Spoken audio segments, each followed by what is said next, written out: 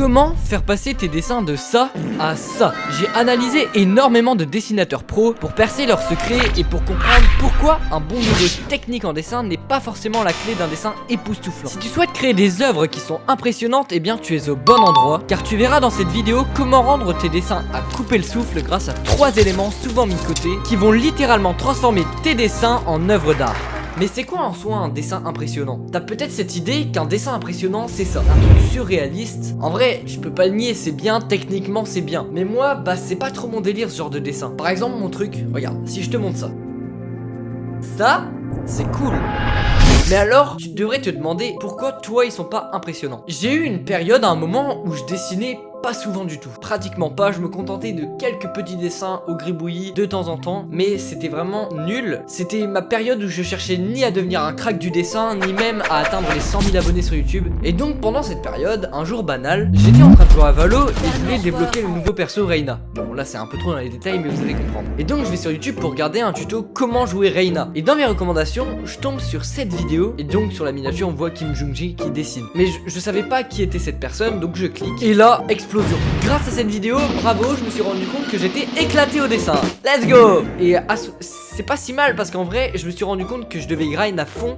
Donc j'ai commencé à grind le dessin, YouTube. Je me suis vraiment intéressé de fou dans ces domaines. J'ai commencé à apprendre des trucs de plein de grands maîtres du dessin en lisant des livres, en regardant des vidéos sur YouTube. Par exemple, j'ai appris qu'il fallait énormément simplifier ses croquis. Vraiment simplifier, genre faire des petites lignes pour trouver le flow du dessin. Ça par exemple, je le savais pas. J'ai analysé tout le YouTube américain de dessin, tout le YouTube français de dessin et j'ai relevé 3 éléments sur quoi il faut se focaliser absolument. Les 3 éléments que je vais vous parler, ils sont aussi importants que l'anatomie et la perspective, si ce n'est plus. Moi je sais que j'ai cette mauvaise mentalité de vouloir dessiner super vite. Certes c'est un hyper bon avantage, mais si tu veux vraiment que ce soit impressionnant, approfondi, il va falloir passer un petit peu plus de temps. Donc on est parti pour les 3 éléments. Premier élément, le plus évident pour l'instant, c'est de travailler ta couleur. Donc pour la couleur, je vais te donner 2 techniques que j'ai appris en cours de dessin. La première technique, c'est d'aller sur des sites qui référencent des palettes de couleurs selon les thèmes. Cette technique, elle est bien, elle est efficace et tout, mais elle est pas très originale en vrai. Et je trouve que c'est pas très artisanal, même si tu peux faire des trucs giga stylés. Donc voilà, tu prends une palette qui va bien avec le mood que tu as envie de donner à ton dessin et tu l'appliques. Petit conseil à nuancer, attention à nuancer, c'est qu'il faut arrêter de saturer trop tes couleurs. Ça fait mal aux yeux. Mais je vais vous dire pourquoi c'est à nuancer. Regardez cette illustration. Ça, c'est un membre de mon Discord qui l'a envoyé. Perso, je trouve cette illu incroyable. Mais le rouge en fond, il est giga saturé. Cependant, je trouve ça hyper malin. Mais j'ai vraiment de dire que je trouvais que c'était pas ouf de mettre des couleurs trop saturées. Je me contredis tout seul, oui. Ouais, ça va? Non?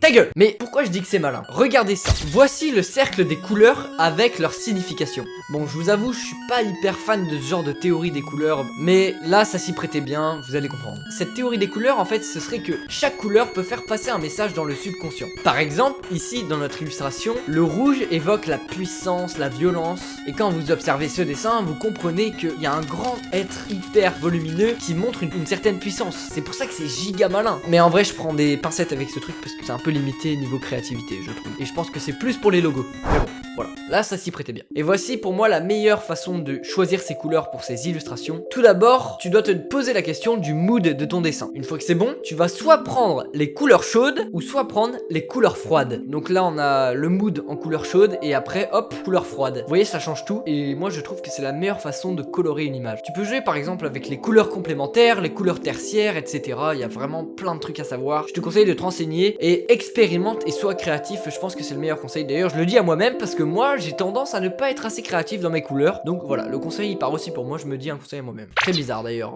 ce move. Maintenant, regarde ces 2 dessins. Pour toi, lequel est ton préféré? Moi perso, c'est celui de droite. Pourquoi? Parce que c'est rythmé. On s'ennuie pas à le regarder. Je sais pas comment vous expliquer, je pense que c'est... Moi, il y a des dessins que je fais, ils sont tout plats, c'est chiant. Pour moi, le dessin, c'est comme les jeux vidéo. Il y a des jeux, leur seul avantage c'est d'être réaliste. Bah, figurez-vous que je me fais chier sur ce genre de jeu, moi je vous le dis tout de suite. Je préfère jouer à un jeu où l'immersion, l'histoire, le scénario, il est dingue, plutôt que ce genre de jeu. Eh bien, Transposer ça au dessin, un dessin surréaliste, c'est ennuyant. Et un dessin où il y a une histoire, là c'est fou. Imaginez que tous vos dessins ça fasse un lore. Et bien vous savez comment ça s'appelle ça? Je vous l'avais pas dit au début de cette vidéo, mais pour moi, trouver le style c'est tout grâce au rythme. Et le rythme pour moi c'est, je sais pas, c'est le flow d'un dessin. Je sais pas si vous arrivez à comprendre. Et le flow c'est pas un vieux mot pour dire stylé. Non, non, un flow pour moi c'est une âme. Et pour moi l'élément le plus important dans un dessin c'est la composition. Pourquoi la composition? C'est pour moi le truc le plus important dans une illustration. Pour vous aider à la composition, voici quelques trucs que j'ai appris en lisant des livres, comme par exemple celui-ci. C'est en anglais mais c'est vraiment de la frappe, hein, je vous le conseille. Déjà, il y a les règles que j'appelle les règles des lignes. Donc les règles des lignes, c'est tout ce qui va être règles des tiers. Donc ça va, en gros tu divises ton image, hop hop. Mais il y en a plein d'autres de règles de lignes, je sais que c'est pas du tout le bon terme, mais c'est juste ce que j'utilise moi. Tu peux en trouver un peu partout et essayer de bien comprendre. Et donc comment tu t'entraînes à faire une bonne composition? Moi perso ce que je fais, c'est que je regarde des films et j'apprends à éduquer mon œil à bien composer les choses. Je vous conseille de faire ça, vous regardez des films, vous comprendrez mieux. Regardez des vidéos là-dessus. Ce que vous pouvez faire, vous allez sur Pinterest et vous regardez des shots de films et vous les redessinez. Donc, et comme ça, vous comprendrez mieux la composition. Et vraiment, c'est la chose que j'ai le plus négligée et c'est ce qui m'a fait stagner au bout d'un moment. Et ces trois éléments, comment on les appelle? Donc le mélange entre la couleur, le rythme et la composition.